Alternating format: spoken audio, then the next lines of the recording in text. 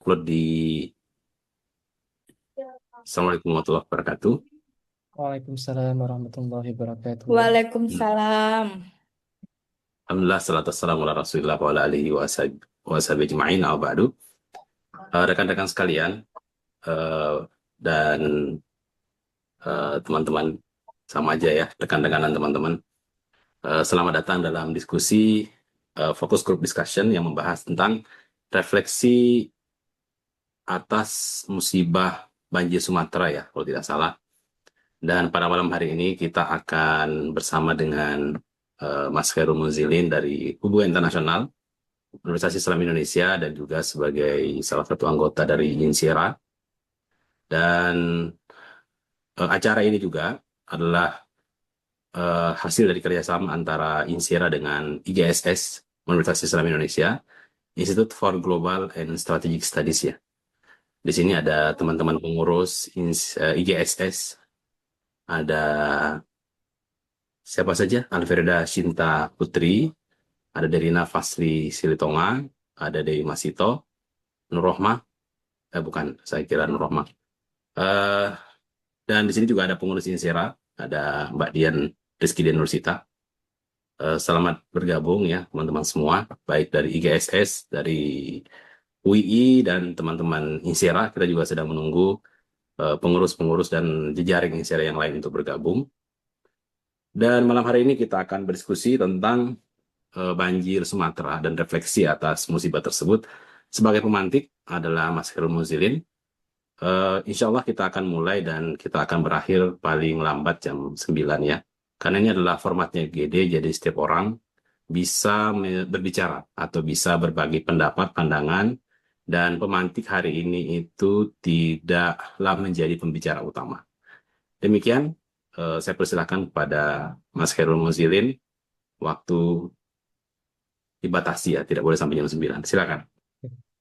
Baik, bismillahirrahmanirrahim. Assalamualaikum warahmatullahi wabarakatuh. Um, Alhamdulillahilladzi hadana lihada wa ma kunna linahtadiya laula an hadana Allah. Asyhadu an la ilaha illallah wa asyhadu anna Muhammadan abduhu wa rasuluh. Amma ba'd. Terima kasih Pak Hasbi waktunya dan kepercayaannya menunjuk saya sebagai pemantik. Teman-teman, um, beberapa hari ke belakang kita dilanda oleh musibah yang cukup besar, bahkan musibah ini juga dianggap sebagai tsunami kedua, karena memang dampaknya sebegitu besarnya, gitu ya. Dan insya Allah hari ini dan malam ini kita akan mencoba mengkaji bersama-sama terkait bagaimana refleksi kita atas bencana ini. Baik, saya izin share screen ya, Pak Hasbi.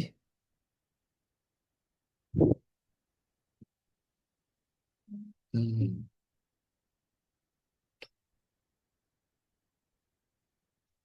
Oke,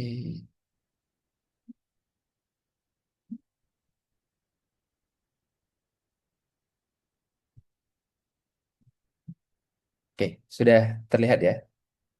Baik, em, Ibu Bapak dan teman-teman semuanya. Um, Seperti yang saya sampaikan di awal, malam ini kita akan sedikit mengkaji terkait refleksi atas bencana ekologis di Sumatera. Dan harapan kita adalah diskusi ini dapat menjadi kontribusi kita terhadap masalah ini, permasalahan ini. At least kita dapat memberikan kontribusi pengetahuan ataupun detailing terkait apa yang terjadi di Sumatera saat ini.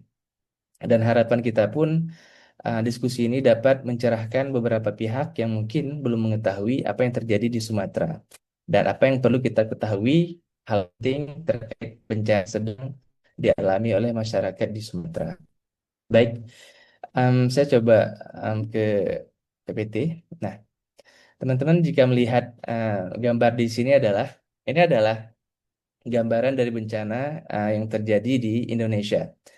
Ah, Mungkin teman-teman menganggap ini adalah bencana yang terjadi di Sumatera saat ini, di Aceh, Sumatera Utara, dan Sumatera Barat. Namun, sebenarnya kedua hal ini adalah dua peristiwa yang berbeda. Yang pertama, yang di sebelah kiri adalah um, dampak dari tsunami yang menimpa Aceh pada tanggal 26 Desember 2024. 2004 begitu ya.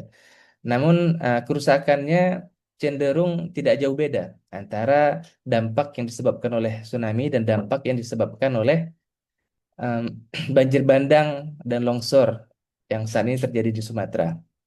Nah, ada sedikit persamaan. Persamaannya adalah em, korban yang luar biasa, meskipun mungkin dalam hal jumlah tsunami lebih banyak memakan korban dan saat ini tidak sebanyak tsunami. Namun keduanya melahirkan atau memberikan dampak yang cukup besar terhadap masyarakat Indonesia, terutama di Sumatera. Nah, ada sedikit perbedaan antara tsunami dan bencana yang terjadi sekarang. Tsunami mungkin dilahirkan oleh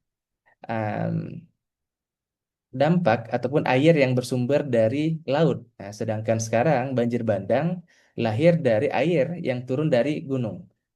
Kedua-duanya disebabkan oleh air, namun kedua-duanya juga berasal dari air yang berbeda. Yang pertama tsunami terjadi karena adanya gempa, kemudian air laut ke daratan. Sedangkan sekarang yang terjadi adalah Em, karena kerusakan ekologi. Nah, kita akan bahas nanti bagaimana kerusakan ekologi dan kerusakan ekologi ini akhirnya menyebabkan hutan tidak mampu menahan air dan akhirnya mengalirkan air di atas permukaan dan menyebabkan banyak warga yang terdampak karenanya. Dan di sisi lain, perbedaan yang lain adalah em, kedua-duanya memberikan dampak yang besar. Namun, ketika tsunami em, tsunami tidak menyebabkan jalan utama itu rusak ataupun putus karena terjadi mayoritasnya di pesisir. Sehingga jalan dari Medan ataupun sepanjang jalan provinsi itu masih bisa dilalui. Dan bandara pun dipenuhi oleh banyak bantuan asing ketika itu. Sedangkan sekarang banyak jalan-jalan putus, jembatan pun rusak, putus, tidak bisa dilalui, dan juga bantuan tidak bisa hadir akhirnya. Dan bandara pun cenderung sepi, karena berbedanya yang menjadi perbedaan adalah ketika tsunami, pemerintah Indonesia memberikan ataupun mengeluarkan kebijakan um, open sky policy dan open door policy, yang mana masyarakat Indonesia dapat ataupun membuka peluang bagi masyarakat asing untuk memberikan bantuan di Aceh. Nah, sedikit cerita pengalaman di ketika tsunami dahulu, karena saya orang Aceh, saya melihat langsung bahwasanya bandara ketika tsunami terjadi itu penuh dengan berbagai macam bentuk pesawat yang belum pernah saya lihat sebelumnya dan berbagai macam bentuk helikopter. Dan itu semua adalah pesawat dan helikopter dari luar negeri, bukan dari Indonesia. Karena memang Indonesia memberikan peluang bagi masyarakat asing untuk andil dalam membantu Indonesia. Namun saat ini yang terjadi adalah Indonesia masih belum menetapkan status bencana nasional bagi musibah di Sumatera, sehingga upaya yang dilakukan pemerintah pun belum sampai maksimal dan juga belum banyak bantuan asing, bahkan sangat minim ya bantuan asing yang datang ke Indonesia. Yang terhitung ataupun yang masyhur yang terkenal adalah bantuan dari Malaysia ya, yang diturunkan di Aceh. Nah, ini sedikit gambaran persamaan dan perbedaan antara tsunami Aceh yang terjadi 2 dekade lalu dan banjir bandang dan longsor yang terjadi sekarang. Nah, kemudian Em, nah, ada latar belakang yang menarik, Ibu Bapak semuanya, di balik banjir bandang dan longsor yang terjadi sekarang di Sumatera. Banjir bandang ini tidak terjadi tiba-tiba, ini juga terjadi karena ada anomali sebenarnya, yaitu terjadinya siklon ganda di wilayah Katulistiwa, yang sebenarnya tidak mungkin dan tidak boleh terjadi di Katulistiwa. Hampir tidak mungkin kan? Namun terjadi anomali dan terjadi siklon. Dan siklon terjadi di wilayah Katulistiwa. Ada 2 siklon sekaligus malah. Yang pertama siklon tropis Senyar di Selat Malaka dan kedua adalah siklon tropis Koto di Laut Hulu. Nah, dan mungkin nanti teman-teman bisa memberikan tanggapan, memberikan insight terkait apa sih siklon ganda anomali. Saya rasa ada Mas Majid nanti yang hadir juga. Beliau juga ahli di geografi, bisa menjelaskan lebih detailnya mungkin ya terkait siklon ganda ini. Yang kedua adalah curah hujan yang ekstrim. Ini menarik ketika saya cek di berbagai informasi yang tersebar di internet. curah hujan yang turun di wilayah Sumatera itu sangat di luar dari batas normal. Bahkan ada perbandingannya, jika pada kondisi normal, hujan yang turun dalam sebulan itu sejumlah 150 mm, itu untuk bulan ya. Tapi dalam beberapa hari yang lalu, hujan terjadi sebanyak 150 mm bukan untuk satu bulan, tapi dalam satu hari. Jadi bayangkan air del kita bisa bayangkan mungkin satu ember digunakan untuk satu bulan, tapi ketika kemarin bencana yang terjadi, satu ember itu digunakan untuk mengguyur dalam satu hari, oke, sejumlah 150 mm dalam satu hari. Bahkan tercatat juga dalam 4 hari eh, menghabiskan 800. Jadi kalau dibagi 4 berarti 200, 200, 200 kan. Dan yang tertinggi, debit yang tertinggi adalah 300 mm dalam sehari. Dan saya juga dapat informasi dari keluarga saya di Aceh. Memang hujannya luar biasa, tidak pernah dirasakan sebelumnya. Di tanggal 25, 26, 27, itu hujannya memang luar biasa, tidak pernah dirasakan oleh keluarga saya sebelumnya. Saking derasnya. Dan ini berarti berkorelasi positif dengan apa yang dijelaskan oleh BMKG. Dan yang selanjutnya latar belakangnya adalah kerusakan lingkungan. Di wilayah Sumatera banyak terjadi alih fungsi lahan dari hutan menjadi uh, uh, perkebunan kelapa sawit. Memang kelapa sawit ini menjadi salah satu komoditas yang unggul di Indonesia memang ya untuk Eropa, dan mungkin Indonesia ingin mempertahankan komoditas kelapa sawit ini agar dapat diperjualbelikan sebagai asetnya di Eropa. Namun sayangnya proses yang ditempuh adalah dengan membabat hutan. Nah, sehingga hutan em, kekurangan fungsinya untuk menahan air dan fungsi lainnya. Em, dan di lain alih fungsi, pembebatan hutan ini adalah seringkali terjadi di luar landasan AMDAL. Nah, harusnya ketika ada eh, perluasan lahan perkebunan, harus ada kajian AMDAL dulu apakah ini layak atau tidak. Namun yang terjadi adalah perluasan perkebunan, namun tidak diiringi dengan kajian yang mendetail terkait kepentingan masyarakat di sekitarnya dan Indonesia secara umum gitu. Dan juga informasi yang saya dapatkan juga bahwa perluasan ini juga ternyata banyak dilakukan secara ilegal ataupun izinnya sebenarnya dilakukan di balik layar gitu ya. Uh, di bawah meja mungkin begitu yang sering masyarakat sampaikan begitu. Ini beberapa latar belakang terjadinya bencana ataupun ya yang saat ini dirasakan oleh masyarakat ataupun saudara kita di Sumatera. Nah, ada buku yang sangat menarik yang saya temui ketika berselancar di dunia maya. Buku yang berjudul There's No Such Thing as a Natural Disaster. Jadi sebenarnya oleh penulis ini um, yang diedit oleh Chester Hartman dan Gregory, mereka menyebutkan bahwasanya sebenarnya tidak ada yang namanya bencana alam. Oke, bencana alam tidak ada sebenarnya. Yang ada adalah policy ataupun kebijakan pemerintah yang amburadul ataupun policy yang dijalankan pemerintah uh, dengan nuansa ketimpangan. Jadi ada nuansa-nuansa struktural, pemiskinan struktural ataupun pembiaran secara struktural. Jadi memang ada andil pemerintah yang tidak adil ataupun tidak memperhatikan masyarakat di wilayah-wilayah tertentu. Nah, mungkin dalam kaitannya di Indonesia saat ini ataupun di Sumatera adalah bahwasanya banyak wilayah-wilayah yang sebenarnya rawan untuk dijadikan pemukiman, tapi pemerintah melakukan pembiaran, semisal masyarakat membuat pemukiman di bibir sungai, begitu. Ataupun pembuatan lahan yang tadi kita sampaikan, yang saya sampaikan adalah juga termasuk pembiaran dari pemerintah. Dan juga ada struktural pemiskinan secara struktural. Nah, makanya mungkin teman-teman, Bapak Ibu sekalian sering melihat di media sosial dengan tagar in Sumatera juga bagian dari Indonesia begitu ya. Nah, ini juga em, sejalan dengan apa yang disampaikan oleh buku ini. ternyata ada ketimpangan yang terjadi.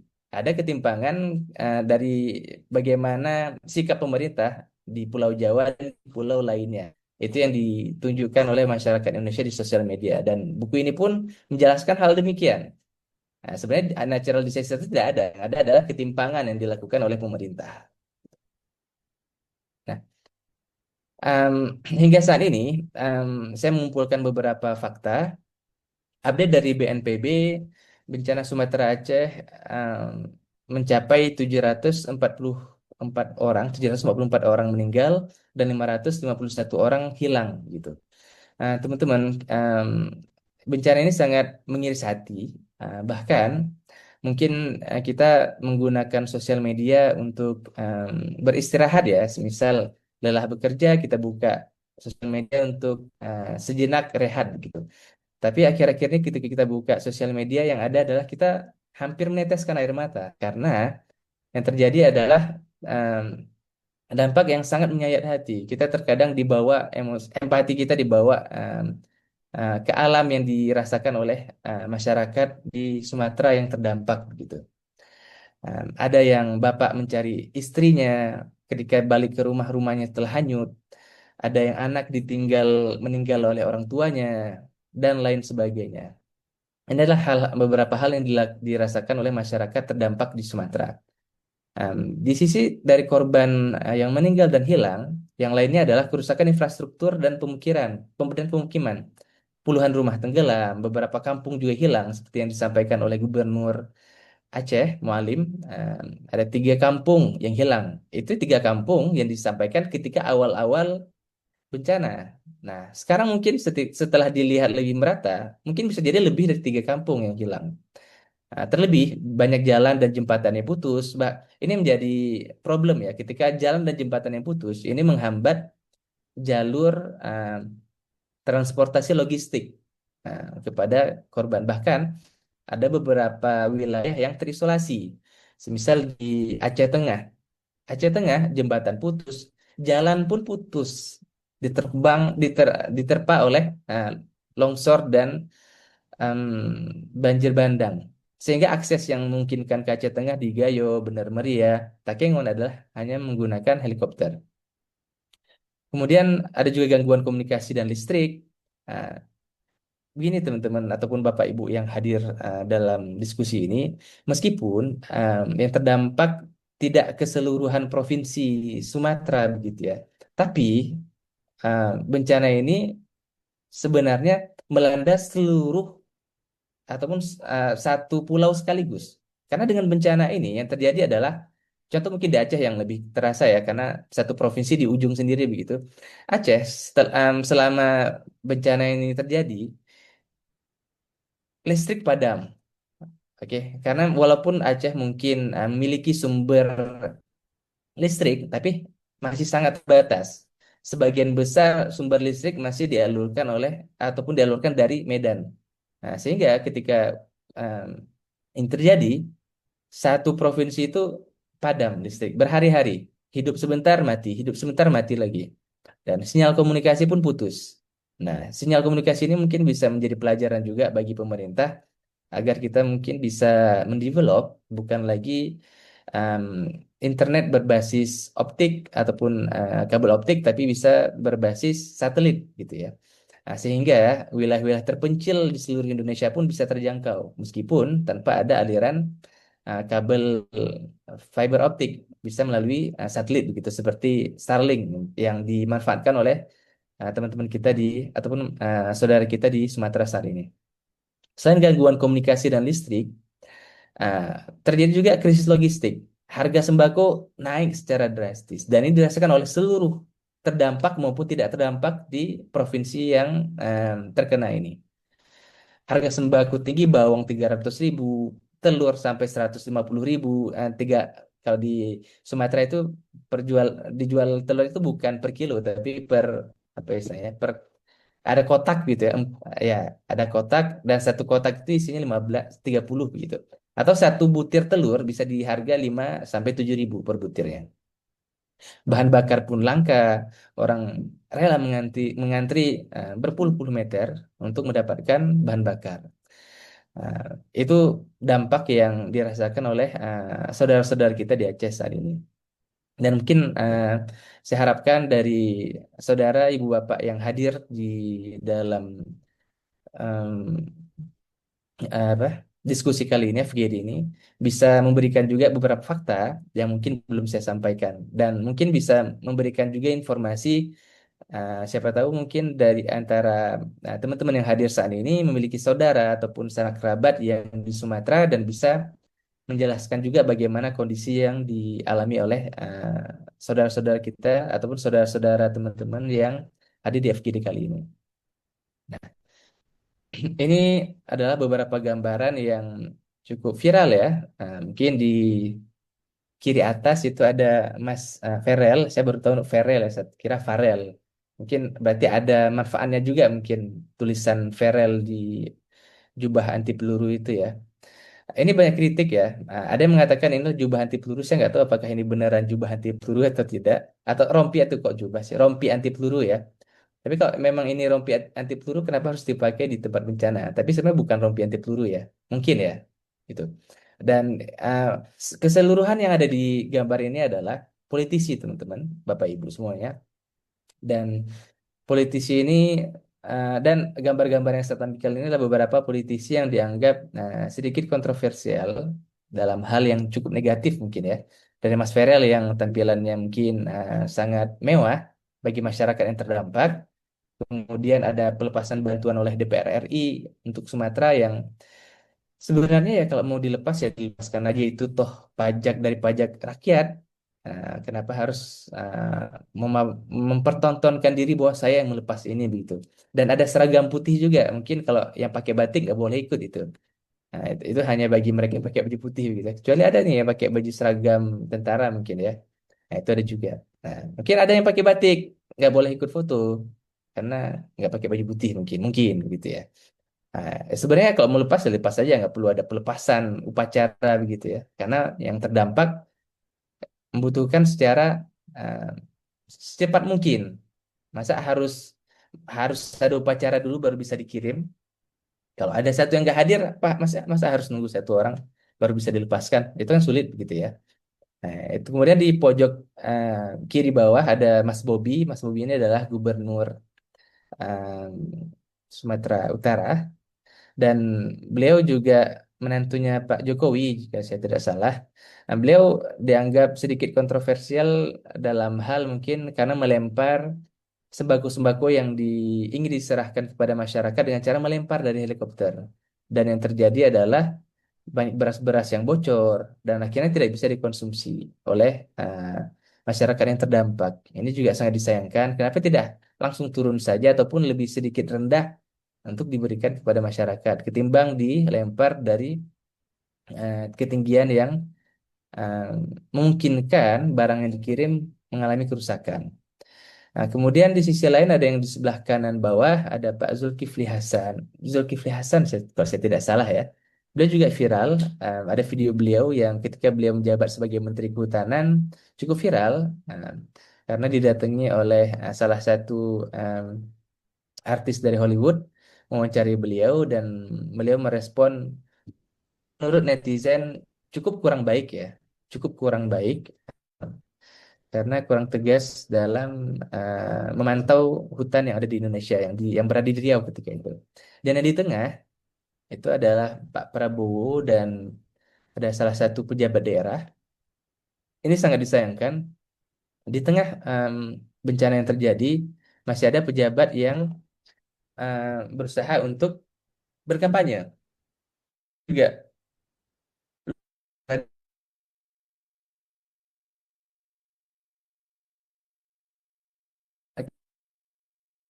menjadi presiden seumur hidupnya kan melanggar konstitusi sebenarnya kan. Dan maksimal 2 periode. Nah, boleh tambah-tambah 3 periode kan begitu sebenarnya.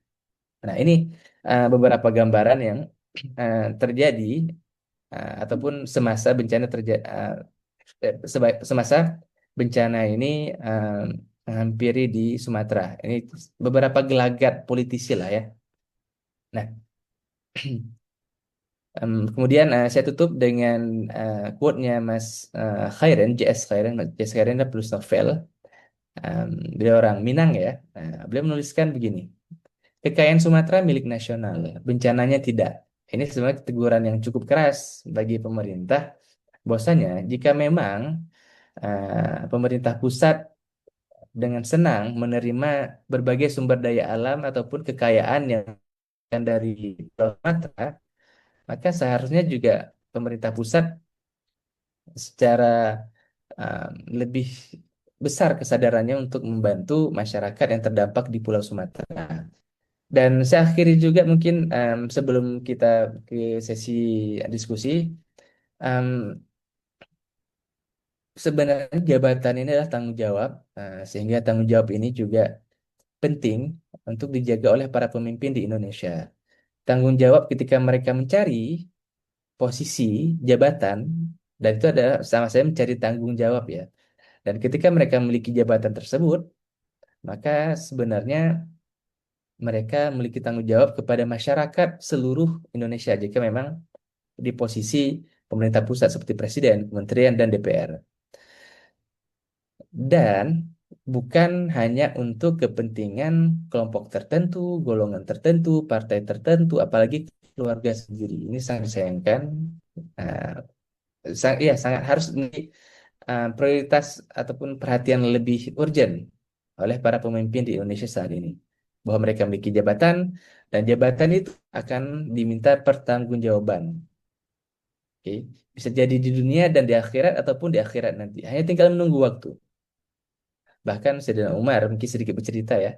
Sayyidina Umar pun malu dan menangis. Nah, ketika mengetahui ada satu nenek-nenek yang tidak bisa makan. Satu orang saja. Menangis. Beliau pangkul sendiri gandum di pundak beliau. Ya mirip Pak Zulkifli Hasan mungkin ya, memangkul sendiri gitu ya. Namun saya aneh, Pak Zulkifli Hasan dia, beliau memangkul sendiri, yang lain-lain sekitar enggak gitu ya. Wallah alam lah, saya nggak tahu apa yang terjadi di sana ya. Nah, mungkin itu niat baik beliau, kita nggak tahu ya. Oke. Nah, selanjutnya adalah kita coba ke sesi diskusi, Ibu Bapak sekalian. Ada beberapa poin yang bisa kita diskusikan. Mungkin Ibu Bapak bisa menanggapi salah satu dari beberapa pertanyaan ini. Yang pertama mungkin mengapa terjadi anomali cuaca siklon di Selat Malaka dan di Laut Sulu, dan ya, dan karena uh, uh, siklon ini tidak mungkin terjadi. Istilah kayak haram terjadi di Kalimantan Selatan. Tapi kenapa kok bisa terjadi anomali ini? Hal yang pertama yang mungkin penting untuk kita diskusikan. Yang kedua adalah kenapa pemerintah tidak kunjung menetapkan bencana di Sumatera sebagai bencana nasional? Nah, banyak desakan dari masyarakat, namun pemerintah masih enggan. Nah, meskipun Pak Prabowo mengatakan uh, bencana ini sudah sedikit demi sedikit membaik. Membaik di sini mungkin beliau melihatnya airnya surut. Iya, airnya surut memang baik. Tapi masyarakat kelaparan, masyarakat yang hilang rumahnya, itu bukan membaik. Itu dampak setelah longsor, setelah air bah, dan perlu ditangani. Air surut itu ya, setelah air surut apa yang dilakukan? Itu mungkin, tapi mengapa pemerintah tidak kunjung menetapkan ini sebagai bencana nasional? Mungkin bisa Ibu Bapak sampaikan pandangan Ibu Bapak semuanya. Yang ketiga adalah bagaimana pengalaman peserta yang memiliki keluarga di kawasan eh, bencana.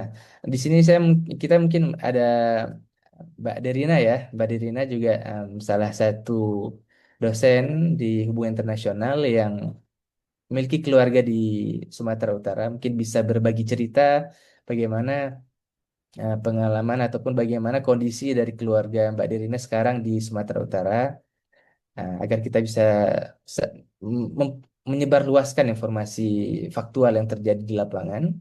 Kemudian yang keempat, bagaimana seharusnya politisi Indonesia menanggapi bencana di Sumatera? Karena kita lihat tadi banyak sekali politisi yang dianggap kurang masuk akal dalam berbagai tindakan ataupun sikap yang dijalankan. Nah, namun bagaimana seharusnya politisi bersikap atas bencana ini?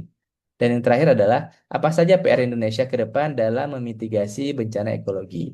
Ini beberapa hal penting yang mungkin kita perlu diskusikan bersama, gitu. Baik, Bapak Ibu, silahkan jika ada yang ingin berbicara, mungkin apakah Mbak Derina ataupun Ya, terima kasih oh Mas ya, Heru. ya, Saya izin ini ya menyela ya. Ya, Oke, jadi eh, apakah masih ada yang ingin disampaikan? Cukup ya. sudah selesai. Ya, iya. Terima kasih.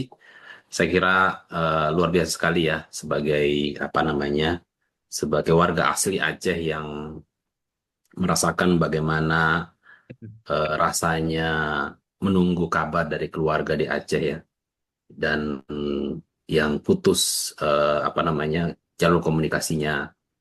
Dan kami turut berduka cita tentunya untuk warga Aceh dan warga Sumatera yang sedang ditimpa musibah.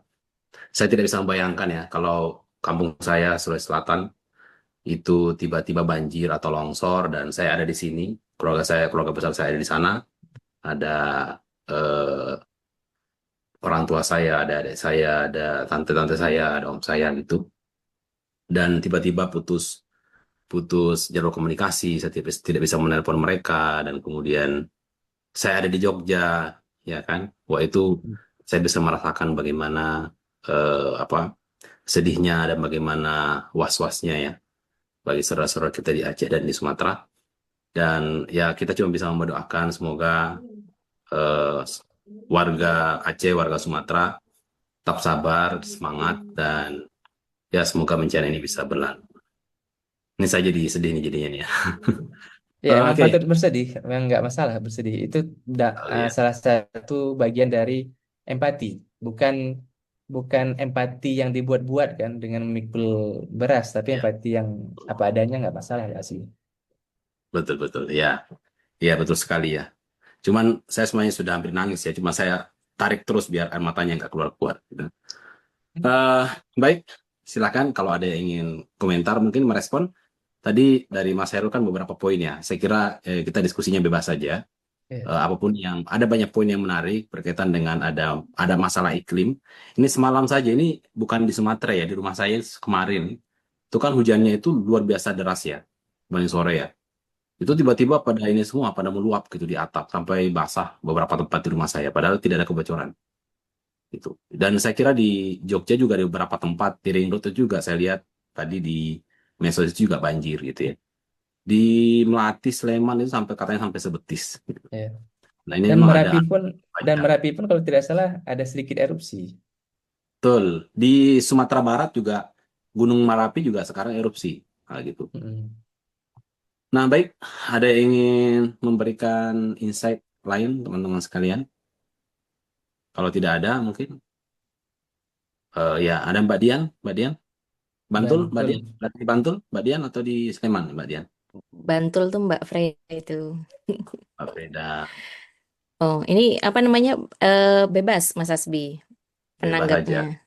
Eh, Ya, kalau yang di-mention oleh Mas Hairul tadi gimana? Ada Dirina atau siapa?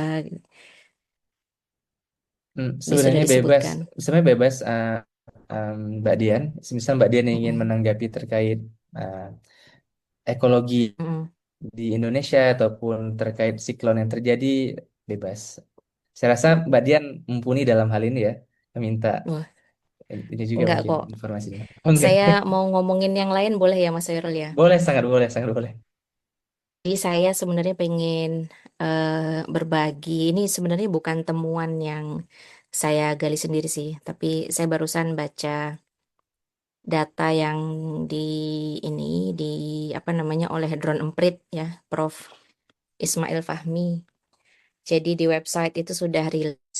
Jadi gimana sih sebenarnya apa namanya penyebaran konten-konten di media sosial berkaitan dengan bencana Sumatera ini gitu. Yang mana em, setelah dilihat itu di apa namanya pemberitaan-pemberitaan di media itu kalau di total itu ada lebih dari 23.000 artikel. Dan artikel-artikel tersebut juga sudah dimention hingga lebih dari 76.000 gitu. Nah, ini kalau saya berbagi layar sedikit, boleh nggak kira-kira? Boleh, Mbak Dian, silakan. Boleh ya. Bentar aja kok, insya Allah nggak lama-lama. Oh ini kudu ini, dikasih permission. Ini dari Pak Hasbi mungkin sudah, sudah. untuk, ya sudah. Oke.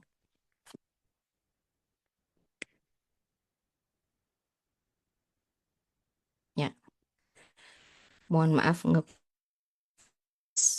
dikit. Cek.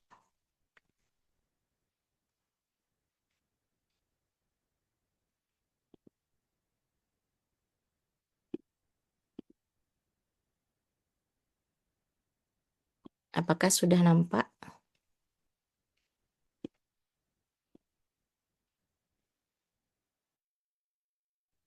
Belum Mbak Dian, Ya, putus jadi ini juga. Sudah. belum. Oh, mohon maaf, Sudah, putus-putus. sekarang sudah. Sudah.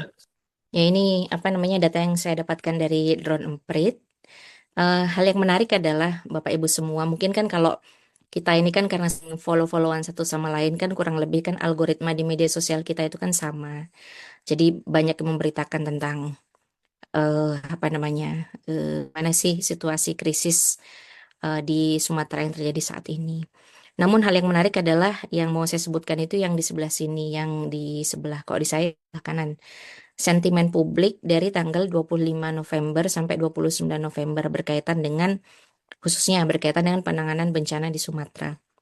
Nah, yang menarik adalah ternyata ada perbedaan yang cukup besar antara sentimen dari para apa namanya netizen ya dan juga termasuk media massa berkaitan dengan penanganan bencana di Sumatera. Nah, kalau pemberitaan di media online itu justru yang positifnya itu lebih besar. Jadi 60% itu merasa apa namanya penanganan yang diberikan oleh pemerintah terhadap bencana di Sumatera itu positif gitu. Dan yang negatif itu hanya 17% dan sisanya adalah 23%. Kemudian yang menarik ada gap sekitar 12% ya antara pemberitaan media massa dengan sentimen dari publik di media sosial. Walaupun kalau dilihat angkanya tetap yang positif itu lebih besar gitu. Nah, ternyata banyak dari masyarakat yang melihat penanganan bencana di apa namanya dilakukan oleh apa namanya pemerintah ini ternyata dilihat dari respon yang positif seperti itu. Nah, eh gimana sih ini kemudian bisa berdampak terhadap apa namanya kesadaran atau awareness kita berkaitan dengan benarnya terjadi di Sumatera. Nah, kalau misalnya kita tidak sering berbagi atau sharing berkaitan dengan kondisi yang terjadi di sana, maka boleh jadi nanti narasi-narasi yang berkaitan dengan bencana Sumatera itu justru narasi yang sesuai dengan apa yang disampaikan oleh mereka-mereka yang memiliki kepentingan. Ya, misalnya tadi mungkin sudah diberikan beberapa contohnya oleh Mas Hoirul ya. Ada mungkin apa namanya satu dua tokoh atau figur dari pemerintah yang kemudian melakukan pencitraan ataupun mungkin apa namanya justru malah menjadi dipolitisasi dan yang lain sebagainya sehingga kemudian publik itu tidak disadarkan dengan sebenarnya apa yang terjadi di Sumatera gitu. Maka dari itu walaupun mungkin kita di sini ini kan jauh ya setidaknya effort yang paling bisa kita lakukan ya mungkin adalah mendoakan kemudian berdonasi ya dan yang lainnya salah satunya adalah dengan membagikan sebenarnya apa sih yang terjadi di Sumatera gitu. Media sosial ini bisa dilihat sebagai apa namanya instrumen yang sangat kuat. Dan data lain dari Drone Emprit ya berkaitan dengan sentimen-sentimennya apa saja, ada yang positif dan negatif. Kalau yang positif itu diantaranya ya berkaitan dengan bagaimana pemerintah itu dilihat atau dianggap merespon bencana ini dengan cepat. Ada TNI, kemudian Basarnas yang kemudian diturunkan, kemudian juga solidaritas dari apa namanya para korporat, kemudian juga seruan moral dari tokoh-tokoh agama misalnya, dan juga mobilisasi aksi kolektif dengan tagar For Sumatera. Nah, kemudian yang sentimen negatif, mungkin yang ini yang banyak sering muncul di media sosial kita itu berkaitan dengan bagaimana masyarakat itu penanganan bencana atau kinerja dari pemerintah, kemudian juga yang banyak disoroti adalah bagaimana kemudian bencana itu tidak dilihat sebagai bencana alam, tapi merupakan problem yang sistemik ya, atau digolongkan sebagai bencana yang sebenarnya bukan hanya sebatas terjadi karena peningkatan hujan gitu, tapi ini problemnya sebenarnya sudah terjadi dari sejak lama dan ini merupakan man-made disaster ya. Jadi ada kegagalan ekologi di situ kalau Drone Emprit itu dirangkumnya seperti itu. Kemudian sentimen negatif yang lain berkaitan dengan bagaimana masyarakat mempertanyakan akuntabilitas eh, politik dan juga para korporat ya, perusahaan-perusahaan, dan kemudian juga ada ketidakadilan regional. Karena apa? Kan kalau bencana itu tidak terjadi di Pulau Jawa itu dianggap bukan problem bagi Indonesia gitu. Maka dari itu hingga saat ini bencana di Sumatera itu kemudian belum diumumkan sebagai bencana nasional gitu. Jadi ada narasi-narasi yang mengkritisi adanya Jawa sentrisme gitu dalam penanganan dilakukan oleh pemerintah. Nah, mungkin biar teman-teman yang lain juga bisa lihat ya. Mungkin itu saja dari saya sedikit sharing dan selanjutnya saya kembalikan ke Mas Hasbi. Mas atau Mas Hoirul nih, Mas Hoirul Ya, ya. Dan makasih Mbak Dian. nampaknya ini Mbak Ayu mau ngomong, Mas Hoirul.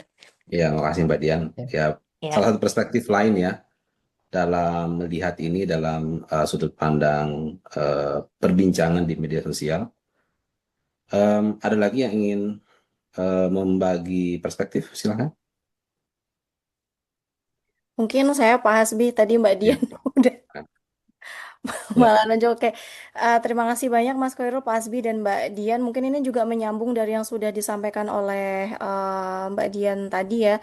Tapi kalau dari saya mungkin lebih ke komunikasi publik ya. Jadi respon dari pemerintah itu kan tidak hanya memberikan bantuan, tapi juga bagaimana merespons melalui eh, sudut pandang atau perspektif komunikasi publik yang mana kalau tadi yang sudah disampaikan oleh Mas Khairul saat pemaparan berkaitan dengan pencitraan di lapangan ya, tapi yang mungkin mau saya sorotin adalah respons pemerintah yang dikeluarkan melalui statement-statementnya. Jadi kayak statement dari Kepala BNPB yang sebelum melakukan kunjungan itu sudah mengatakan bahwa bencana banjir yang terjadi di Sumatera itu tidak semencekam, ya mencekamnya hanya kelihatan di medsos.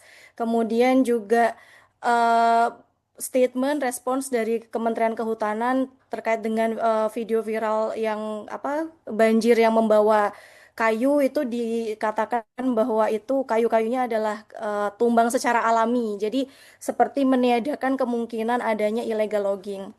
Nah, di sini yang ingin saya sampaikan adalah bagaimana sih sebetulnya komunikasi publik yang bisa dilakukan oleh pemerintah atau yang seharusnya dilakukan oleh pemerintah di tengah krisis. Jadi kalau dalam studi komunikasi itu kan ketika terutama komunikasi publik di tengah krisis itu yang seharusnya yang dilakukan oleh pemerintah itu setidaknya pertama kali adalah eh, mengakui terjadinya krisis. Jadi ditunjukkan dulu empatinya, simpatinya, dan mengakui bahwa krisis itu memang benar-benar terjadi. Jadi tidak kemudian denial dengan mengatakan bahwa itu tidak semencekam yang ada di medsos. Tapi perlu diakui dulu penderitaan yang dialami oleh korban dan juga di acknowledge eh, dampak-dampaknya dan kemudian dikatakan bahwa pemerintah itu siap untuk bertanggung jawab dan siap untuk membantu pemulihan pasca bencana. Nah, di sini yang tidak kita lihat itu kan respons di awal pemerintah itu kan seperti itu. Jadi eh, merespons bahwa mereka akan memberikan bantuan, tapi juga di satu sisi itu seperti meminimalisasi dampak yang sudah dirasakan oleh korban itu pertama dan kedua adalah kita juga melihat adanya simpang siur informasi yang terjadi justru di antara pemerintahan itu sendiri. Yang terakhir berita yang terakhir saya baca itu terkait dengan eh, pembalakan kayu yang ada di Tapanuli Selatan. Yang mana itu dari Bupati Tapsel mengatakan bahwa sudah diberikan izin oleh Kementerian Kehutanan, sementara dari versi Kementerian Kehutanan itu mengatakan bahwa mereka tuh tidak pernah memberikan izin itu. Jadi di sisi pemerintahan aja itu banyak simpang siur data yang menyebabkan krisis within crisis gitu, krisis within crisis itu. Jadi udah ada krisis dari akibat bencana, sekarang ada krisis informasi nih karena dari pemerintah sendiri yang seharusnya menjadi koordinator dari data, kemudian juga eh, data lapangan itu malah terjadi miskom di antara mereka. Nah, ini menunjukkan bahwa pemerintah itu seperti tidak siap, tidak sensitif, dan juga tidak dapat diandalkan. Yang seharusnya itu tidak dilakukan di tengah krisis. Dan kemudian juga apa sih yang bisa dilakukan lagi ya selain tadi apa namanya meng-acknowledge atau menunjukkan simpati itu ya harus memastikan jangan mengeluarkan statement atau data yang sifatnya prematur kalau itu belum dipastikan. Seperti yang dikatakan oleh Kementerian Kehutanan nih. Jadi itu kan statement yang mengatakan bahwa kayu-kayu itu adalah hasil dari eh, apa namanya tumbang alami itu kan kemudian diklarifikasi lagi bahwa mereka sebetulnya sedang mencari data, mencari fakta-faktanya tuh kayak apa. Jadi itu kemungkinan kayu-kayu yang terbawa arus itu ya akibat dari tumbang alami dan juga akibat dari illegal logging. Nah, seharusnya yang mereka sampaikan sejak awal itu kan bukan statement yang pertama, tapi eh, cara meresponsnya itu seharusnya memang mengatakan bahwa mereka itu masih mencari data dan tidak mengeluarkan statement-statement yang sifatnya prematur dan memantik ketidakpercayaan publik.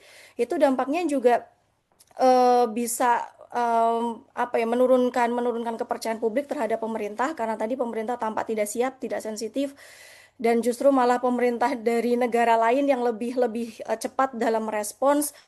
Jadi saya kira kalau dari komunikasi publik ya, dan mungkin tidak hanya terjadi pada kasus banjir Sumatera ini, tapi ini polanya sudah sangat berulang di pemerintahan yang sekarang. Banyak sekali statement yang prematur, yang statement yang itu belum dilandasi oleh data-data yang akurat, sehingga pada akhirnya itu justru malah pemerintah itu sibuk klarifikasi dan menciptakan kebingungan, menciptakan krisis informasi di era krisis ini. Dan mungkin yang ingin saya bagi selanjutnya adalah barusan sebelum join sesi ini ya tadi karena ada poin diskusi yang ditanyakan oleh Mas Khoirul tadi kenapa pemerintah itu belum menetapkan banjir di Sumatera ini sebagai bencana nasional. Tadi saya ada utas menarik di thread tadi ya yang saya baca terkait dengan ini juga. Mungkin singkat saja, jadi sebetulnya yang kita bersama butuhkan itu tidak hanya status, tapi bagaimana pemerintah itu merespon secara nyata. Karena kayak yang gempa Jogja itu dulu kan juga sekarang kan ini disandingkan nih gempa Jogja, gempa Palu itu kan tidak jadi bencana nasional. Tapi yang mau kita lihat ini bagaimana pemerintahan yang sebelumnya mungkin di era waktu ada gempa Palu, ada gempa Jogja itu bagaimana pemerintahan itu merespons meskipun tidak dianggap sebagai bencana nasional. Yang saya kira memang sangat berbeda dengan bagaimana pemerintah saat ini itu merespons. Jadi ya kalau yang sekarang itu memang terlihat sangat lambat, tidak terkoordinir, saling miskom dan itu sangat berbeda dengan respons pemerintahan-pemerintahan yang sebelumnya yang mana meskipun itu tidak ditetapkan sebagai bencana nasional tapi respons itu bisa cepat. Bahkan di waktu gempa Jogja itu kalau tidak salah waktu Pak SBY masih jadi presiden itu beliau sampai memindahkan kantornya secara sementara ya. Jadi berkantor dulu di Jogja selama penanganan gempa itu. Jadi kelihatan bahwa pemerintah itu sebetulnya meskipun tidak menetapkan sebagai bencana nasional tapi serius dalam menangani. Nah, ini kita tidak melihat dua-duanya nih di respon pemerintah dalam menghadapi bencana di Sumatera. Jadi ditetapkan sebagai bencana nasional juga tidak, responsnya juga tampak tidak serius, tidak terkoordinir. Yang saya sayangkan sendiri itu. Jadi tidak hanya terkait dengan status, tapi bagaimana pemerintah itu merespon secara nyata. Kalaupun pemerintah itu bisa merespon secara nyata dengan baik, terkoordinir dan bisa menanggulangi dampak, sebetulnya kan tidak ditetapkan status sebagai bencana nasional kan juga tidak masalah. Tapi nyatanya tuh nggak responsnya tuh memang tidak cepat gitu. Jadi saya kira dari saya itu ya dalam apa namanya merespons bencana yang terjadi di Sumatera saat ini mudah-mudahan pemerintah juga bisa segera mengatasi dan banyak daerah yang terisolir bisa segera mendapatkan akses bantuan. Demikian saya kira Pak Hasbi, Mas Khairul dan Mbak Dian terima kasih banyak. Ya, makasih Mbak Ayu atas tanggapannya. Bagaimana respon pemerintah yang sangat tidak simpatik ya, gitu. Eh, Selanjutnya saya undang yang lain kalau ada yang ingin ikut berkomentar. Mungkin saya Oh ya, sedikit. silakan silakan. Oke, terima kasih Pak Hasbi, Pak Khairul. Ini saya coba tadi Miss Ayu ngomong-ngomong masalah Jogja, saya jadi apa itu namanya keingat terkait dengan mitigasi bencana yang ada di Jogja. Tadi sebagaimana yang disampaikan oleh Miss Ayu, memang ada perbedaan ya, walaupun perbedaan itu bisa jadi karena memang em, pimpinannya berbeda sehingga kemudian punya pendekatan yang berbeda pula. Tetapi mungkin ada beberapa best practice ya yang mungkin bisa kemudian apa itu namanya bisa menjadi bahan evaluasi dan mungkin untuk menjadi pembelajaran untuk pengembangan mitigasi bencana yang ada di Sumatera. Dan ini saya coba melihat dari yang terjadi di Jogja terlebih dahulu. Em, satu hal yang menarik yang ada di Jogja itu kan adanya jaringan peringatan em, apa itu bencana, terutama misal yang terkait dengan Merapi. Kita bisa lihat di situ ada apa itu pos pemantauan, lalu bagaimana kemudian ada jaringan apa itu namanya untuk penyebaran informasi kepada warga sekitar, terutama yang tinggal di apa itu namanya puncak Gunung Merapi seperti itu yang em, itu sedikit banyak mungkin akan memberikan awareness yang lebih kepada masyarakat yang tinggal di daerah rawan bencana. Mungkin ini yang kemudian menjadi salah satu yang best practice yang bisa di mulai dikembangkan, mulai dipertimbangkan dan dikembangkan oleh masing-masing pemerintahan eh, yang ada di wilayah yang terkena dampak ya. Tentu saja nanti untuk sistem jaringan monitoring ataupun peringatan cuaca atau bencananya itu berbeda disesuaikan dengan kondisi masing-masing. Lalu yang kedua adalah em, setelah gempa tahun 2006 itu ada satu hal yang menarik yang kemudian menjadi cukup umum ada di Jogja yaitu terkait dengan protokol evakuasi atau relokasi apabila ada bencana. Yang di sini memang kemudian kita bisa lihat fokusnya memang fokus gempa ya, jadi titik kumpul dan lain sebagainya yang Em, mungkin ini relokasi bukan terkait dengan gempa, tetapi bagaimana jalur-jalur evakuasi yang kemudian apa itu namanya perlu dipetakan oleh pemerintah untuk memitigasi apabila ada bencana serupa eh, berikutnya, em, termasuk peta-peta evakuasi, pengiriman bantuan dan lain sebagainya yang kemudian bisa dibuat lebih apa itu namanya efektif sehingga bisa mempercepat bantuan ataupun penanganan mitigasi bencana tersebut. Dan yang penting adalah program rehabilitasi pasca bencana itu juga perlu dipikirkan em, dengan adanya bencana yang cukup besar seperti ini, tentu kemudian perlu ada program rehabilitasi pasca bencana yang lebih terstruktur ke depannya sehingga diharapkan untuk em, apa itu namanya wilayah-wilayah yang terdampak itu dapat em, apa itu namanya kembali lagi eh, menjadi lebih cepat untuk beraktivitas seperti semula dan tentu saja investasi pada infrastruktur penanggulangan bencana-bencana apa eh, apa termasuk eh, apa itu namanya untuk menanggulangi tadi seperti yang disampaikan Mas Khairul adanya penebangan hutan berarti kira-kira apa nih investasi infrastruktur yang perlu dilakukan dengan kondisi lingkungan yang sudah seperti saat ini agar kemudian dampak bencananya itu tidak besar kepada masyarakat atau tempat tinggal komunitas yang ada di sana. Mungkin itu beberapa eh, best practice yang saya coba amati dari apa yang terjadi di Jogja yang eh, pasti perlu ada penyesuaian terkait dengan kondisi yang ada di sana, disesuaikan dengan em, apa itu kebutuhan-kebutuhan ataupun kondisi-kondisi yang pasti sangat berbeda, jenis bencana yang berbeda, geografi yang berbeda, namun konsep-konsep dasarnya itu bisa menjadi dasar untuk pengembangan program mitigasi bencana di masa mendatang. Mungkin itu dari saya. Terima kasih. Saya kembalikan ke Mas Khairul dan Pak Asbi. Ya, makasih Mas Enggar. Jadi, ya memang Indonesia kan negara besar ya, dengan berbagai macam eh, apa namanya di setiap wilayah itu punya potensi yang berbeda dan punya termasuk potensi bencana yang berbeda. Ya kan di Jawa itu ada Gunung Merapi, Kalau di Jogja, di utara Gunung Merapi, di selatan itu adalah gempa itu. Kalau di Jawa Timur juga beda, Jawa Barat juga beda, di Sumatera juga beda dan sebagainya. Jadi seharusnya, tapi ini masalahnya bukan gempa alami ya. Ini bukan bencana alami ya. Saya setuju dengan tadi Mas Herul bahwa ini adalah eh, oke lah, mungkin seandainya tidak ada kerusakan hutan, walaupun jumlah hujan yang turun itu mungkin melebihi biasanya, tapi tidak separah sekarang kan. Nah, masalahnya berarti mitigasinya kan bukan hanya mitigasi bencana kan, tapi juga memitigasi tindakan preventif untuk kebijakan-kebijakan pengolahan hutan. Yang saya ingat kemarin itu ya, tiba-tiba kan sekarang lagi viral pidato Prabowo kan.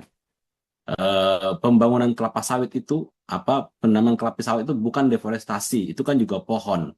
Nah, itu kan jadi perubahan penghancuran hutan, perombakan hutan gitu untuk membangun kelapa sawit dianggap bukan deforestasi, itu pohon. Nah, ini kan harusnya tidak keluar dari bahasa orang yang seharusnya intelektual ya, pemimpin ya. Dan itu kan sudah dikritik oleh aktivis-aktivis lingkungan hidup gitu. Oke. Sekarang Mas Herul ada respon atau kita serahkan ke yang lain dulu mungkin? Karena waktu Mungkin udah saya kalau merespon ada, tapi saya mempersilahkan yang lain mungkin yang ya, silakan. masih memiliki ide untuk dipaparkan ya. Nah, di sini juga ada Pak Willy Ashadi ya, juga punya punya saudara di Sumatera saya kira. Eh, Luar biasa nih kayak Air Peter Pan. Oke, silakan Ustadz Willy.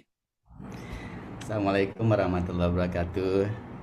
Selamat ulang Oke, pertama saya mohon doanya buat teman-teman sekalian untuk saudara-saudari kita yang berada di Aceh, Sumatera Utara, dan Sumatera Barat. Saya 2 hari ini terus komunikasi sama kakak saya. Jadi kakak saya itu salah satu kena dampaknya ya. Barusan saya dikabarin sama kakak saya, Pak Asbi dan bapak-bapak sekalian, itu ini airnya naik lagi, masuk ke dalam rumah sampai setengah betis. Padahal lokasi tinggal kakak saya itu bisa dikatakan cukup tinggi ya dari yang lain.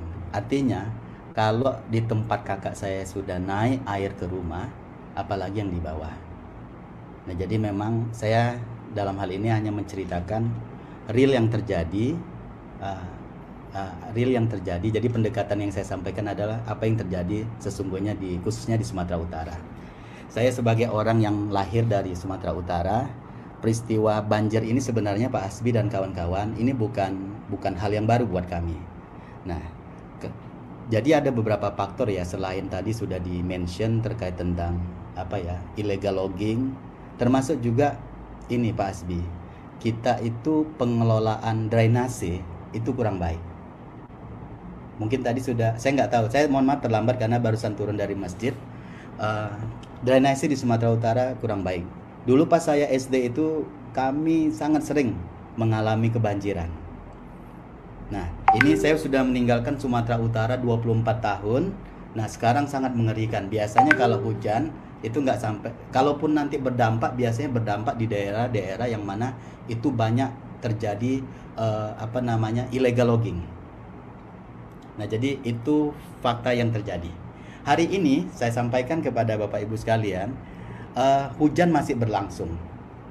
BMKG Sumatera Utara mengatakan ini akan terjadi sampai tanggal 9 Desember.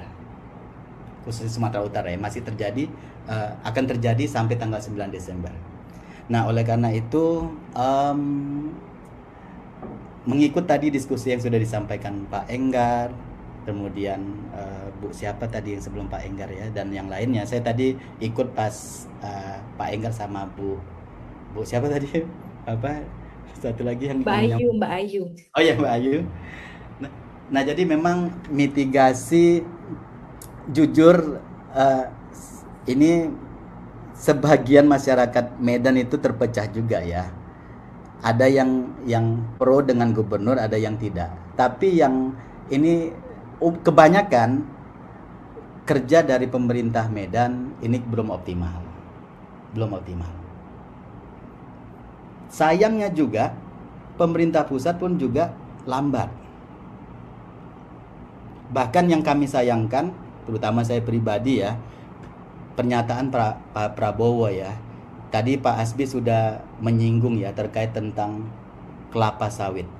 Jadi pohon kelapa sawit banyak sekarang ditanam, sementara yang hutan-hutan digunduli kemudian ditanam dengan kelapa sawit.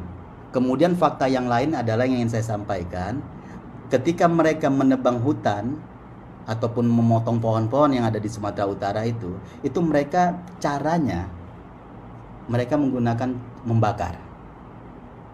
Nah, jadi untuk reboisasi itu agak lambat. Nah, tapi kalau saya boleh berpendapat Pak Hasbi ke depan ya, karena saya memang orang yang lahir di Sumatera Utara, kemudian saya merasakan bagaimana kondisi dari tahun ke tahun terkait tentang banjir, dan puncaknya yang saya lihat hari ini, saya nggak tahu nanti ke depan gimana.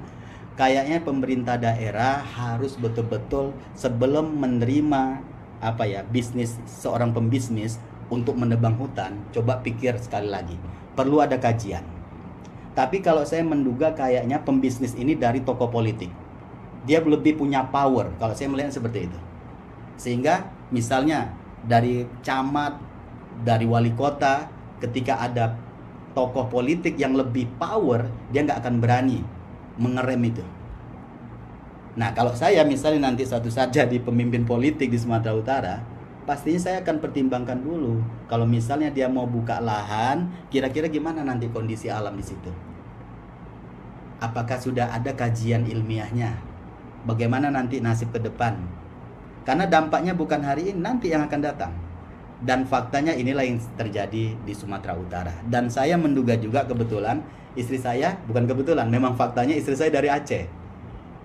Bukan kebetulan ya, bukan kebetulan. Bukan kebetulan, fakta ini Ustaz Hasbi, dari Aceh. Jadi saya memang sudah sampailah mengeksplorasi perjalanan darat dari Medan sampai ke Aceh, saya udah nampak.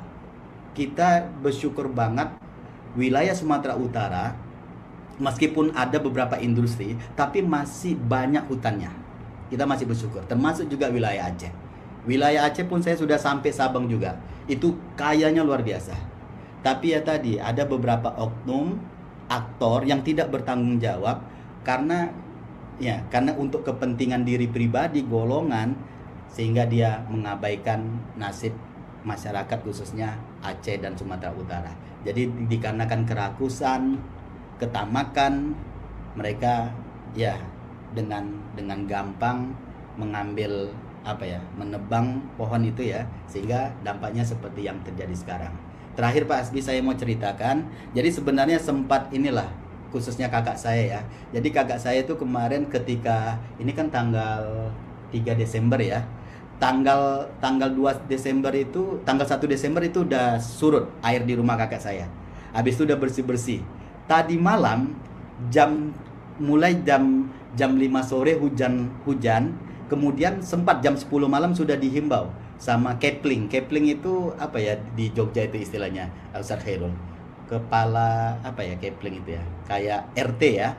Dihimbau, Bapak Ibu yang tinggal di sini, kami sarankan segera mengungsi karena potensi air ini akan naik lagi. Tapi sebagian masyarakat bertahan, termasuk keluarga dari kakak saya. Mereka bertahan, ternyata jam 2 dini hari kemarin, airnya sudah naik sampai di setengah betis orang dewasa. Kemudian hujan berhenti jam 5 pagi, sebelum subuh berhenti waktu Sumatera Utara, dan surutnya itu jam 1 siang. Itu yang bisa saya sampaikan sebagai informasi khususnya bagi saudara-saudari atau keluarga saya yang ada di Sumatera Utara saat ini. Itu saya kembalikan ke Pak Hasbi. Terima kasih. Assalamualaikum.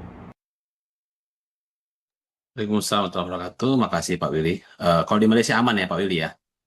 Malaysia beberapa daerah di daerah Terengganu, Kelantan itu berdampaknya di daerah sana. Kebetulan di tempat saya tinggal di daerah Pak Hasbi pernah tinggal juga ya, pernah daerah situ tidak terdampak.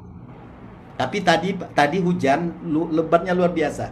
Jadi hujan yang terjadi di Sumatera, Aceh, dan Sumatera Barat beberapa hari yang lalu, 1 pekan yang lalu, itu sama. Jadi 4 hari berturut-turut hujan lebat. Mulai tanggal 24 November sampai tanggal 28 Desember Malaysia hujan lebat. Cuman khusus di daerah saya tinggal itu tidak berdampak. Yang berdampak adalah di daerah Kelantan, Terengganu, sama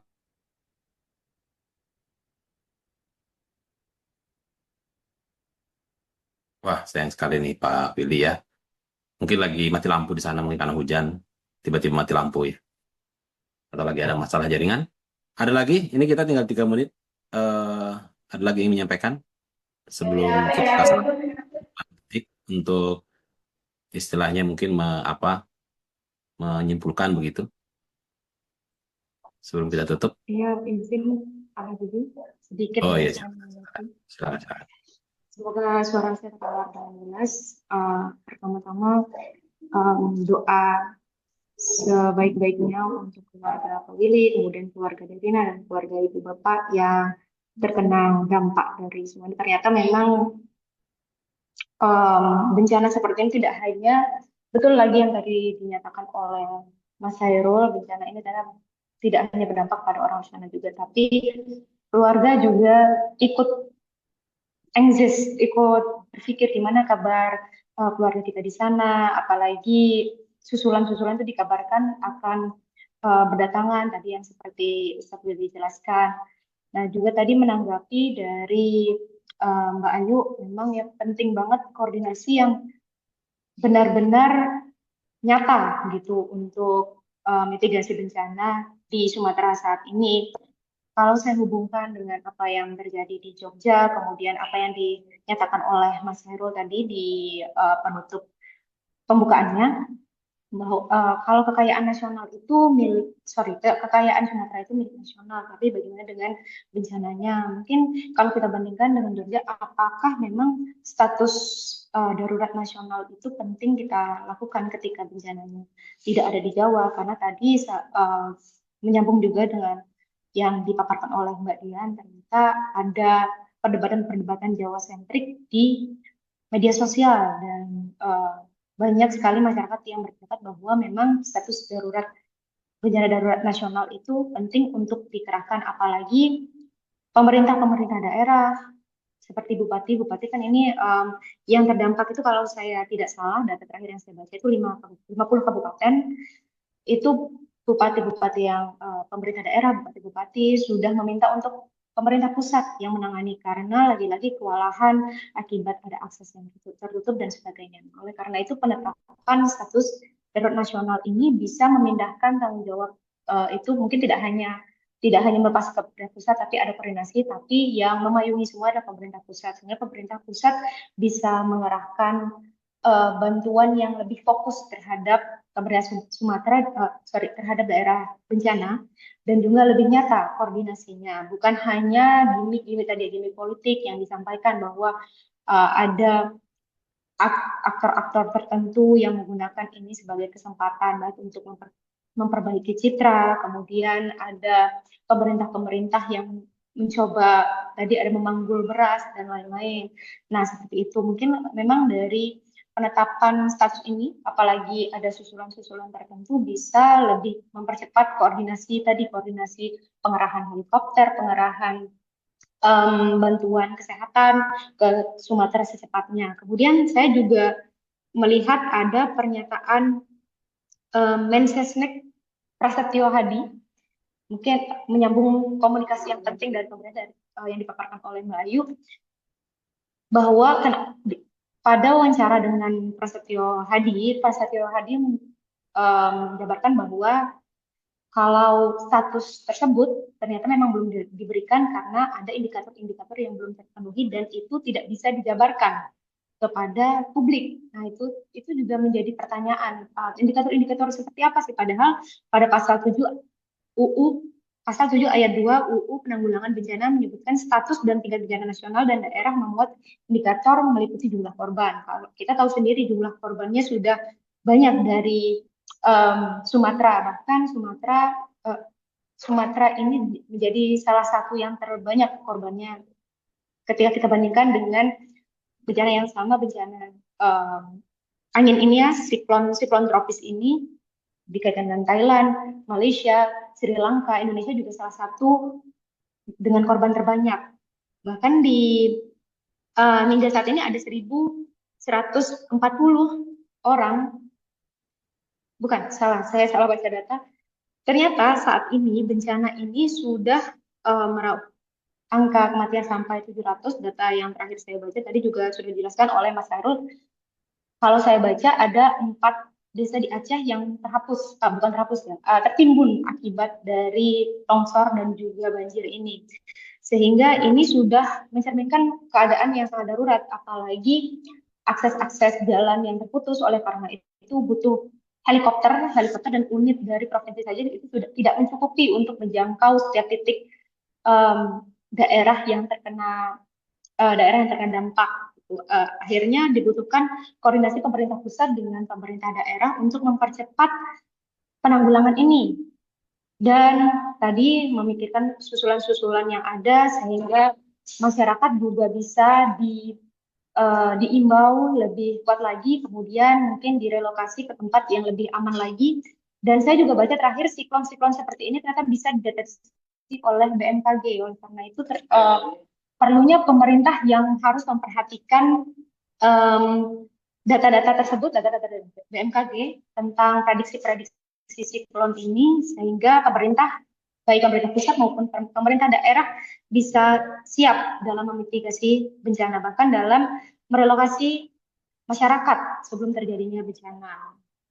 Itu tadi mengapa penting mungkin ya, kalau menurut saya mengapa penting status tadi, mengingat letak geografis mungkin harus kita lagi-lagi pusatkan fokus politik saat ini atau fokus pemerintah saat ini untuk menangani bencana yang sedang terjadi, apalagi korbannya terus meningkat sehingga administrasi atau birokrasi lebih bisa dipercepat, kemudian bantuan-bantuan juga bisa reach out orang-orang yang membutuhkan. Tadi saya juga lihat ada di media sosial itu bantuan-bantuan itu dipersulit penerimanya, padahal korbannya itu ada di situ.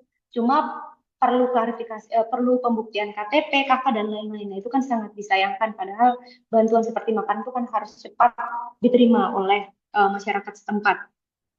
Mungkin seperti itu ya Bapak Ibu yang saya bisa tambahkan mengenai pendapat saya tentang tadi, mendukung semua pendapat Ibu Bapak, dan lagi-lagi kita harus harus mendorong pemerintah untuk menetapkan regulasi yang lebih ketat lagi, apalagi bahkan illegal logging saja itu sudah menyakiti lingkungan, apalagi illegal logging seperti reforestasi ya, dengan pengawasan yang lebih ketat, seperti mungkin kalau di Cina itu, kalau saya tidak salah, itu mereka harus secepatnya menanam reforestasi itu harus secepatnya menanam 1 kali 5 bahkan 1 kali 10, dari 1 pohon yang ditebang 5 yang harus ditanam sampai 10. Cuma memang ada kebijakan reforestasi kita, cuma pengawasannya yang lagi-lagi kurang diimplementasikan, apalagi seperti pernyataan Pak Willy bahwa ini ada permainan politik. Ternyata pemerintah juga ikut andil dalam deforestasi tersebut. Begitu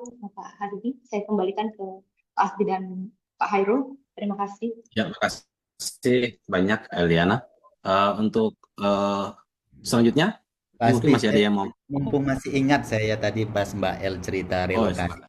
Saya mau ceritakan yang realnya ya. Jadi saya masih bingung kategori warga yang harus direlokasi itu kena dampak yang bagaimana. Nah kebetulan kakak saya itu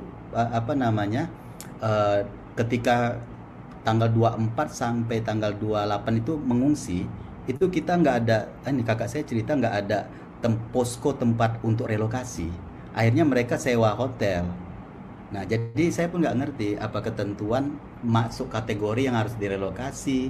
Padahal waktu itu ini air sudah naik. Padahal tempat kakak saya tinggal itu cukup tinggi. Terus kemudian air naik, listrik padam.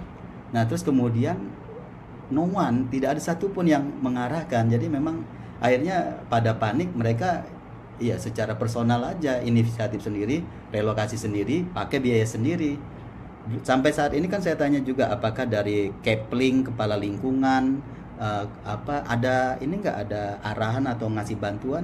Tidak ada sama sekali. Bahkan ketika untuk makan aja itu kan warung-warung tutup. ya, karena masih banjir masih ada. Terus yang kedua, bahan pokok itu sangat mahal, Ustaz Asbi, sangat mahal. Nah, sehingga ini yang membuat apa ya, masyarakat, saya pun nggak tahu juga kategori yang direlokasi itu gimana. Nah, apakah yang memang yang parah banget? Nah, kalau menurut saya ya seharusnya ini menjadi perhatian, menjadi perhatian. Jadi menurut saya itu tidak merata. Itu aja sih sebagai tambahan informasi. Yap. Makasih Ustadz Willy. Ada lagi yang perlu disampaikan? Ini waktu kita udah lewat, tapi nggak apa-apa kalau masih ada yang mau ngomong. Silakan, mungkin terakhir Dikit aja gitu boleh nggak Pak ya, Hasbi dan masyarakat Mas Khairul pemantik. izin Silakan. sebentar. Ini sebenarnya untuk menjawab pertanyaan dari Pak Willy tadi ya. Apakah ada elit politik yang bermain begitu untuk apa namanya banjir ini? Saya barusan kayak nggak barusan sih, kayaknya udah beberapa waktu itu sudah nemu tentang ini nih pas pemilihan Pak Prabowo. Ya kan?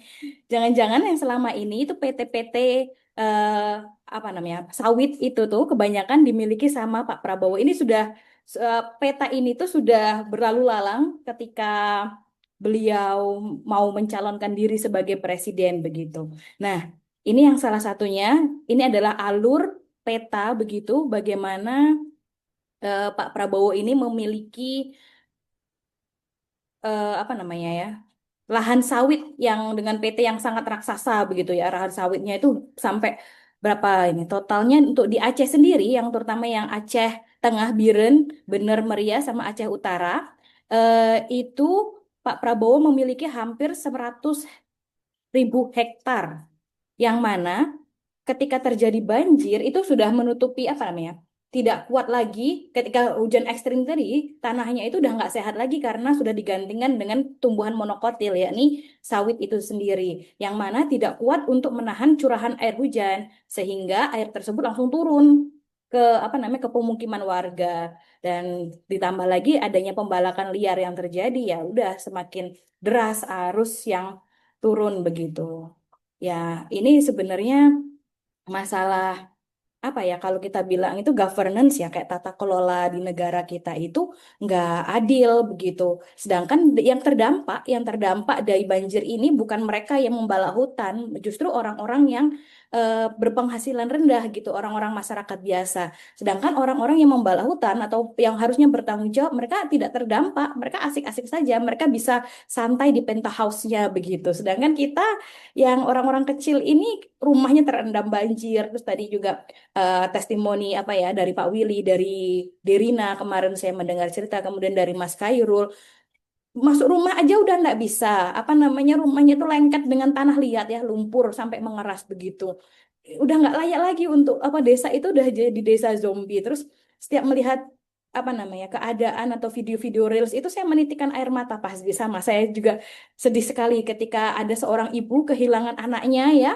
dia menggendong anaknya sambil menangis-nangis. Aduh, itu saya juga sebagai seorang ibu juga merasakan, aduh sakitnya luar biasa. Kemudian ada juga seorang ibu yang kehilangan anaknya di Padang, kemudian tiga anaknya itu kata saya di video itu, anaknya itu digendong sama ayahnya begitu, tapi terlepas. Ayahnya 3 hari kemudian ditemukan meninggal, sedangkan anaknya yang 3 tahun itu tidak diketemukan. Dan ibunya itu kayak sambil mengais-ngais lumpur, itu kayak sangat menyedihkan begitu. Yang mana bantuan juga belum datang. Dan lucunya lagi apa ya? Ya itu tadi, seperti komunikasi politik yang telah disampaikan oleh Mbak Ayu, mereka tuh saling tuding, saling tunjuk begitu. Ini kamu yang salah, ini gini. Jadi nggak ada koordinasi yang jelas atau peta koordinasinya antara dari pusat ke daerah begitu.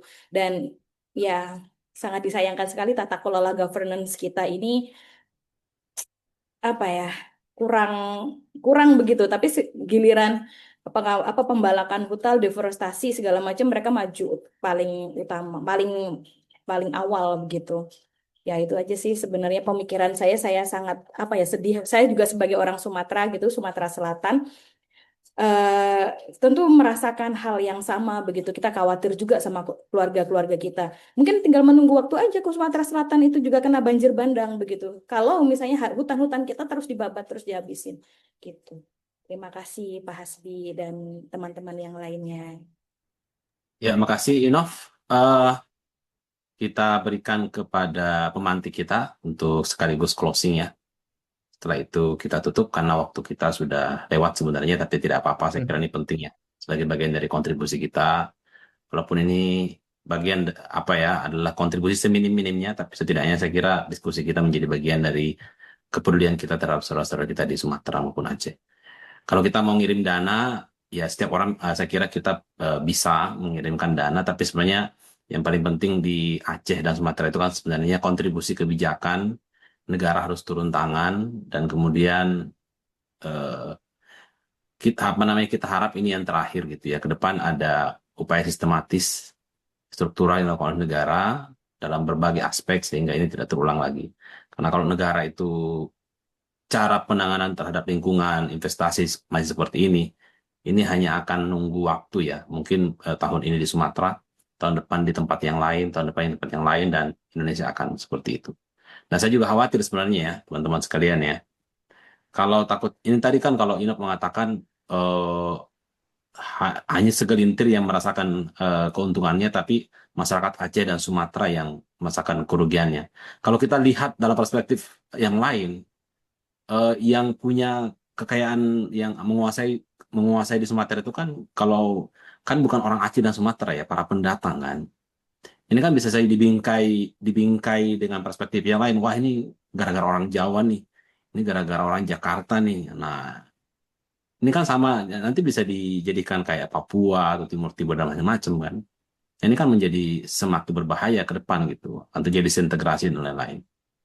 Tapi itu kita tidak harapkan gitu. Tapi itu bisa saja terjadi ketika negara abai, ya, hanya menguntungkan sekelompok orang, segelintir orang, sementara warga lokal malah eh, mendapatkan kerugian yang sangat luar biasa besar. Silakan, Mas Heru. Baik, terima kasih Pak Hasbi. Saya sebenarnya di awal telah membuat PPT yang panjang gitu ya, tapi setelah saya mengkaji kembali, pemantik kan hanya sebatas memberikan informasi terbatas dan mempersilahkan diskusi begitu. Nah, di awal saya juga menjelaskan terkait mengapa harus adanya apa, mengapa bencana ini harus dianggap sebagai bencana nasional dan sebagainya sudah saya sampaikan juga. Nah, begini, ketika kita membandingkan yang terjadi di Sumatera dan di Jogja, ini mungkin sedikit kurang apple to apple sebenarnya, karena um, semisal Merapi adalah um, bencana yang memang sewaktu-waktu yang kita tidak bisa prediksi, tapi keadaannya pun Kak, keberadaan Merapi sendiri dan um, bencana yang ditimbulkan oleh Merapi bukan jarang, karena itu akan menjadi rutinitas. Rutinitas dalam artian walaupun bukan harapan kita, tapi yang namanya Gunung Merapi pasti akan meledak ya. Dan kita tidak tahu. Tapi sebagai orang yang tinggal di sekitar Merapi, ya memang ada mitigasi karena leluhur mereka pernah merasakan hal yang sama. Namun yang terjadi di Sumatera sekarang adalah anomali. Anomali sebenarnya. Dan tidak pernah terjadi sebelumnya sebenarnya. Banjir, banjir ya terjadi, tapi tidak sebesar sekarang. Banjir yang terjadi ya surut lagi. Saya punya teman yang tinggal di Kuala Simpang di Langsa. Dia menjelaskan memang setahun itu mungkin memang sudah rutin banjir. Setahun 3 kali ya mereka mengungsi. Tapi balik lagi sudah aman lagi begitu ya. Tapi sekarang beda. Debitnya berlipat-lipat ganda, sungainya bahkan meluap meluap dan yang dibawa bukan hanya air, tapi batang-batang kayu yang merusak rumah dan bahkan menghilangkan desa-desa ini. Dan ini anomali. Anomali yang tidak bisa diprediksikan begitu. Tapi tentu dengan adanya ini kita ke depan ya setelah ini mungkin bisa menjadi antisipasi jangka panjang. Nah, untuk jangka pendek yang harus kita perhatikan sebenarnya ya pertama evakuasi kepada mereka yang terdampak, kemudian memberikan bantuan uh, dan bantuan ini sebenarnya menyeluruh, bukan hanya mereka yang mengungsi begitu ya. Karena ya di sana sembako juga sudah jarang, bensin juga sudah langka begitu. Um, Sehingga tidak perlu, oh Anda kakaknya terdampak atau tidak, semuanya terdampak. Kalau dalam hal tertentu, misal sembako dan sebagainya. Tapi untuk pemenuhan tempat tinggal dan sebagainya itu memang diprioritaskan mereka yang terdampak untuk tempat tinggal dan kebutuhan mendasar, papan gitu ya.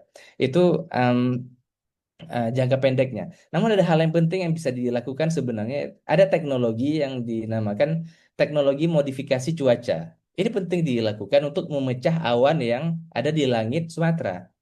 Untuk ya menghindari adanya siklon-siklon lanjutan gitu ya. Ini sebenarnya teknologi yang bisa diterapkan. Tapi saya tidak tahu apakah karena pemerintah pusat belum merasa ini wewenang tidak melakukan. Wallahu a'lam bishawab. Begitu. Dan hal yang terpenting adalah em, pembenahan akses transportasi jalan maupun jembatan. Dan ini tidak mungkin dilakukan oleh kabupaten. Butuh bantuan dari pusat. Karena bayangkan jalan putus bukan cuman sebagian, bahkan benar bukan hanya satu tempat, banyak tempat. Dan jembatan sampai harus berlalu lalang dengan tali begitu. Dan banyak jembatan bukan hanya satu. Dan ini membutuhkan alat-alat berat. Dan kabupaten ya sangat minim. Bahkan banyak kabupaten yang sudah mengangkat bendera putih. Bendera putih dan karena sudah mengharapkan bantuan dari pusat begitu. Dan sebenarnya saya juga sudah mengkaji sedikit kenapa pemerintah pusat tidak kunjung menetapkan status sebagai bencana nasional karena ada konsekuensinya. Ketika pemerintah pusat menetapkan yang terjadi di Sumatera sebagai bencana nasional, mereka memiliki kewajiban untuk menelusuri kenapa bencana ini terjadi dan penyebab jika ada aktor-aktor yang menyebabkan bencana ini terjadi, maka wajib dihukum. Dan bayangkan seperti yang disampaikan Mbak Inaf tadi, Prabowo sendiri terlibat di dalamnya. Ya, ini kan uh, bagaikan buah simalakama. Jika dia menetapkan bisa jadi dia kena sendiri jeratan hukumnya karena dia pemilik kelapa sawit. Dan data yang Mbak Inaf sampaikan tadi, seluruh wilayah tadi itu terkena banjir bandang semua, Biren, Aceh Tengah, Gayo, Bener Meriah, Aceh Utara, semuanya kena banjir bandang. Persis seperti data yang Mbak Inaf sampaikan tadi.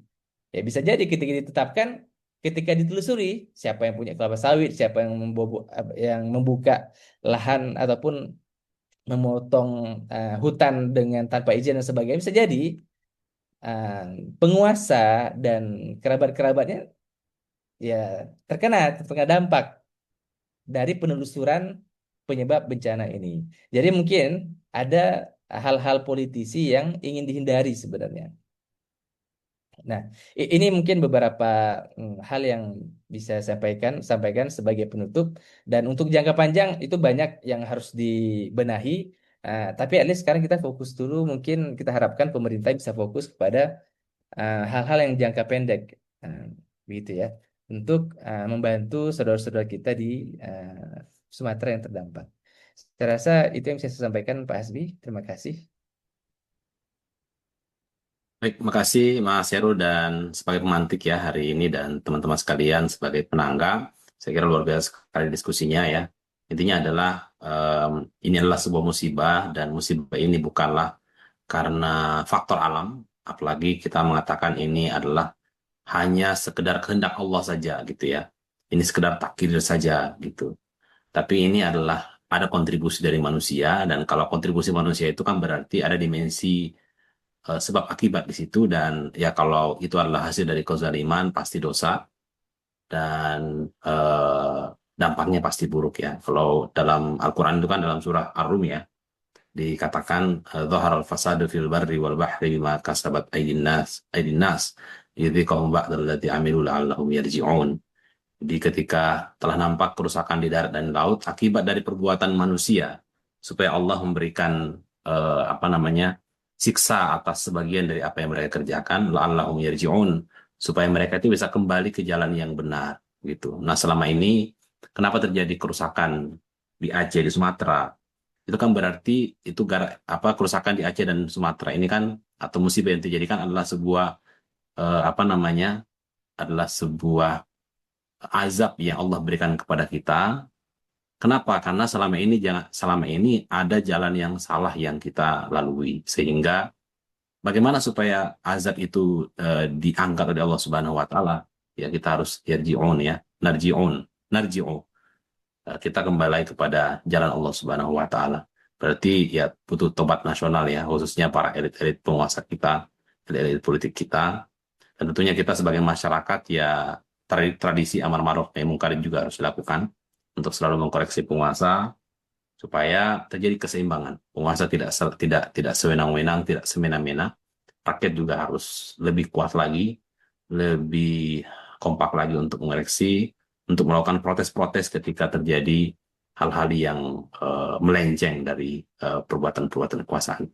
Sekali lagi kita doakan kepada saudara-saudara kita di Sumatera, di Aceh, Sumatera Utara, Sumatera Barat.